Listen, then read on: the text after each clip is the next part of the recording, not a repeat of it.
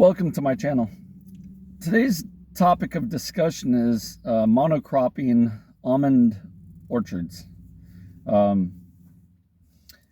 Recently, almond orchard farmers have seen gas prices, or I should say diesel prices, double roughly in the last couple of years, and their value to sell a pound of almonds has decreased, and they're in this flux where prices are going up and the value of the almonds is going down, and now the value of the almonds is below the price of the rise in inflation, to the point where there are many farmers that are looking to declare bankruptcy.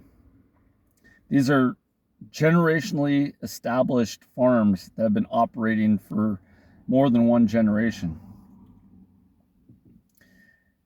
There are solutions for problems like this. The almond farmers may have to become a little bit more diverse. In other words, they should be going towards secondary crops. So they have an almond tree, maybe they have an almond tree, and then they have a different tree, like a walnut tree. Not that walnut is a good example, because walnut is a 50-year cycle. So say they got an almond tree, and say they have a peach tree or something. So almond, peach, and then they could switch it up to almond, peach, apple. They can go to a variety of crops. They don't have to stick to one crop.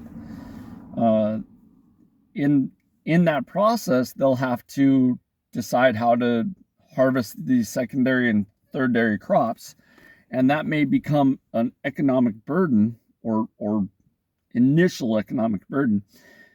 The beauty of it is that they have the secondary fallback crop that may sell for a higher value. Then they have a third crop if the second crop is only breaking even, and the third crop could be a higher value than the second crop. So you're looking at, if one crop isn't making money, you got a second crop that could be making money and a third crop that could be making money. Now, this includes not simple techniques, because you have to have specialists for your almonds, for your peaches, for your pears, whatever else you're going to grow inside your orchard. You're going to have to diversify a little bit and get specialists in there to do those jobs.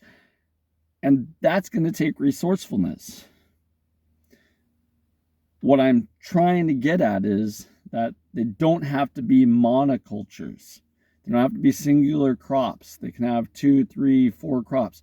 They can take a whole acre and separate an acre out and not have it be almonds and have it be pure garlic.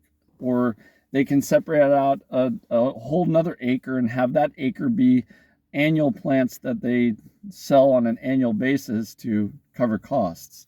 In other words, bankruptcy is a really, really extreme resort measure. Resourcefulness is what's required at this point. To be resourceful when times are tight breeds creativity. When you breed creativity, you come up with better solutions to errors and problems inside of a simplistic business model. So, and there's nothing simple. I should take that back. There's nothing simple about being a farmer. Some of the smartest people I know are farmers. They know the weather, they know the water, they know the soil, they know the plant, they know their employees, they know how to structure their business. They know all that stuff. Yet they might need just a little bit more information, or another person or another party to come in and say, well, let's just turn a little bit this way and open up this different door, and let's broaden the scope and the horizon of what we can accomplish, and let's not be too hyper focused on this thing that we're losing money at. Because if we're losing money at something, we're not a business. We're out of business, and we don't want to lose money. We want to profit. So if almonds are not profitable, and I am not saying take the almond trees out, I'm saying leave the almond trees there, in place, operational, still able to be sold. almonds still being harvested and sold and packaged. What I'm saying is bring in a secondary crop or third crop or fourth crop.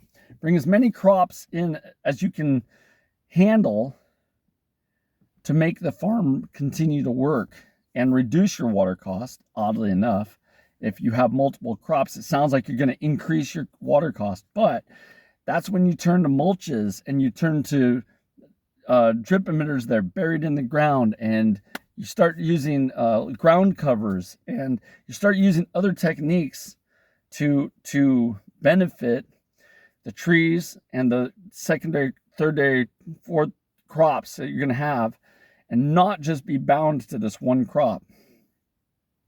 I don't want to see any farmers fail, especially not in California. California is one of the most prosperous places on the planet to be a farmer, if we're creative. If any farmer out there needs help with these ideas, put a comment in the link below, comment down below, hit the like button on this channel, subscribe if you can, share it with your other farmers, because we in the permaculture field can come up with solutions that will help you, specifically help you become more adept at adapting to the situations that are occurring. So with that being said, have a great day. Think more about it and less about the problem, more about the solution.